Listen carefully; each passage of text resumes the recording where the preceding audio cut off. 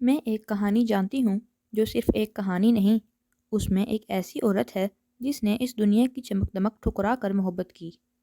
اذیت اور تشدد کبھی اس کی راہ نہ روک سکے۔ اس کا ایمان اتنا مضبوط تھا کہ وہ اپنی جان بھی دینے کو تیار تھی۔ وہ ملکہ تھی، لیکن اس نے تخت و تاج اور محل سے بڑھ کر کچھ پا لیا تھا۔ اس نے اپنے دنیا کے محل پر آخرت کے محل کو ترجیح دی تھی۔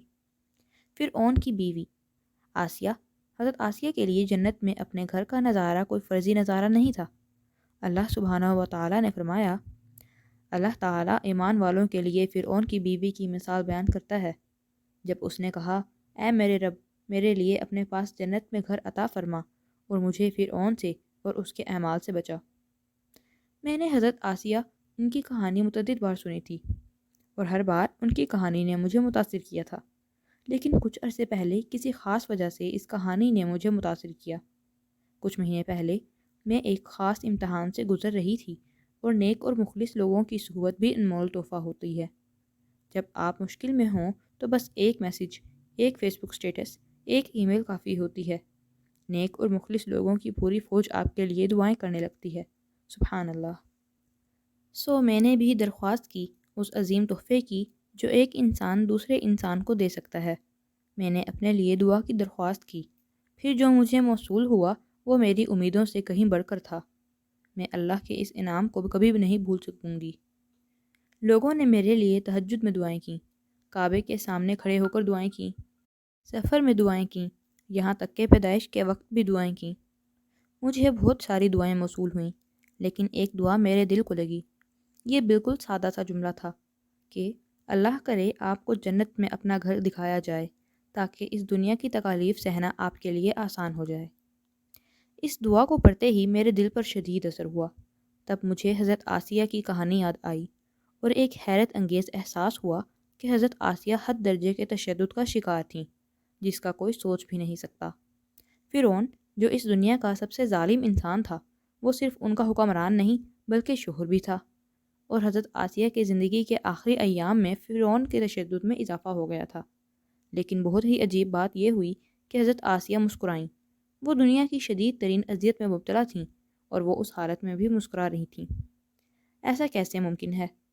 انتہائی سخت تشدد کا شکار تھیں اور مسکرائیں، اور ہم ٹریفک جام یا کسی کی بری نظر کو برداشت نہیں کر سکتے۔ ایسے کیسے ممکن ہے کہ حضرت ابراہیم علیہ السلام نے سب سے بڑی آفت کا سامنا کیا اور آگ انہیں ٹھنڈی لگی؟ کیوں کچھ لوگوں کے پاس کچھ نہیں ہوتا اور وہ ہنسی خوشی رہتے ہیں، اور کچھ لوگوں کے پاس سب کچھ ہوتا ہے اور وہ کسی نہ کسی چیز کی شکایت کرتے رہتے ہیں؟ اور ایسا کیوں ہوتا ہے کہ زندگی کے بڑے امتحانوں میں ہم صبر کا مظاہرہ کرتے ہیں، لیکن روزانہ کے چھوٹے چھوٹے معاملات میں ہم سے صبر نہیں ہوتا؟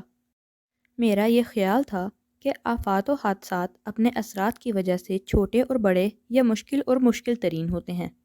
میں یہ سمجھتی تھی کہ آفات کی ایک لسٹ ہوتی ہے جس میں کچھ حادثے سب سے بڑے ہوتے ہیں، جیسے کسی پیارے کی موت، اور کچھ کم تکلیف دہ ہوتے ہیں، جیسے ٹریفک چالان۔ صاف ظاہر لگتا ہے، لیکن یہ ایک غلط خیال ہے۔ آفات سے پہنچنے والی اذیت کا ان کے چھوٹے بڑے ہونے سے کوئی تعلق نہیں۔ اذیت کا پیمانہ کچھ اور ہے۔ میں جو کچھ بھی زندگی میں مشکل یا اذیت سہتی ہوں، اس کا تعلق مصیبت کے چھوٹے یا بڑے ہونے سے نہیں، بلکہ مشکل یا آسانی کا تعلق اللہ کی مدد سے ہے۔ کچھ بھی آسان نہیں جب تک اللہ اسے میرے لیے سہنا آسان نہ بنا دے، یہاں تک کہ ٹریفک جام یا چھوٹا سا زخم برداشت کرنا بھی۔ اگر اللہ ہمیں سہنے کی ہمت دے تو نہ کوئی بیماری، نہ موت، نہ آگ میں پھینکا جانا یا ظالم کا تشدد بڑی آفت ہے۔ ابن عطا اللہ سکندری اس کو خوبصورتی سے بیان کرتے ہوئے کہتے ہیں، کچھ بھی مشکل نہیں اگر اللہ کے ذریعے سے اسے حاصل کیا جائے، اور کچھ بھی آسان نہیں اگر اسے اپنے بلبوتے پر حاصل کرنے کی کوشش کی جائے۔ حضرت ابراہیم علیہ السلام کو آگ میں پھینکا گیا۔ خدا نہ کرے کبھی کسی کو اتنی بڑی آزمائش سے گزارنا پڑے، لیکن دنیا میں کوئی شخص نہیں جو اپنے اندر کی جذباتی، نفسیاتی اور معاشرتی آگ میں نہ جلتا ہو، اور ایک لمحے کے لیے بھی نہ سوچے کہ خدا اس آگ کو ٹھنڈا نہیں کر سکتا۔ حضرت آسیہ جسمانی طور پر تشدد کا شکار ہوئیں، لیکن خدا نے ان کو جنت میں ان کا گھر دکھا دیا تو وہ مسکرا دیں۔ ہماری آنکھیں اس دنیا میں جنت نہیں دیکھ سکتیں، لیکن اگر اللہ چاہے تو ہمارے دل میں جنت کا یقین ڈال دے، جس سے اس دنیا کی تکلیف سہنا آسان ہو جائے اور ہم بھی مشکل حالات میں مسکرانا سیکھ جائیں۔ سو مسئلہ امتحان یا آفات کا نہیں ہے، مسئلہ بھوک یا سردی لگنے کا نہیں، مسئلہ یہ ہے کہ اس سردی اور بھوک سے بچنے کے لیے ہمارے پاس سامان موجود ہے۔ اگر ہے تو سردی اور بھوک ہمیں پریشان نہیں کر سکتے۔ مسئلہ اس وقت ہوتا ہے جب بھوک میں کھانا نہ ہو اور سردی میں پناہ نہ ہو۔ سو اللہ تعالیٰ ہمیں مشکلات بھیجتے ہیں کہ ہم پاک ہو سکیں، مضبوط ہو سکیں اور خدا کی طرف رجوع کر سکیں۔ جان لیں کہ اس بھوک، پیاس اور سردی کے ساتھ اللہ تعالیٰ خوراک، پانی اور پناہ بھی مہیا کرتا ہے۔ اللہ تعالیٰ امتحانات بھیجتا ہے، لیکن اس کے ساتھ صبر اور رضا بھی عطا کرتا ہے کہ اللہ کی حکمت سمجھ آ جائے۔ اللہ تعالیٰ نے حضرت آدم کو اس دنیا میں بھیجا جہاں انہوں نے مشکلات اور امتحان کا سامنا کیا، لیکن اللہ نے اپنی مدد کا بھی وعدہ کیا ہے۔ قرآن بتاتا ہے کہ اللہ نے کہا، نیچے اترو، اب تم ایک دوسرے کے دشمن ہوگی، اور جب میری طرف سے تمہارے پاس ہدایت آئے گی تو جو اس کو مانے گا وہ گمراہ نہ ہوگا اور نہ تکلیف اٹھائے گا۔ حضرت محمد صلی اللہ علیہ وسلم کی طائف میں دعا میری پسندیدہ ہے۔ جب خون زخموں سے رس رہا تھا تو انہوں نے اپنے رب سے التجا کی، میں تیرے چہرے کی روشنی میں پناہ مانگتا ہوں جس سے تمام اندھیرے اور دنیا اور آخرت کے تمام معاملات درست ہوتے ہیں۔ بے شک اللہ اپنے پیاروں کو امتحان میں مبتلا کرتا ہے اور امتحان بھی ان کے ایمان کے مطابق ہوتا ہے، لیکن اللہ تعالیٰ ساتھ ہی مدد بھی بھیجتا ہے جو امتحان کو آسان اور کسی آگ کو ٹھنڈا کرتی ہے۔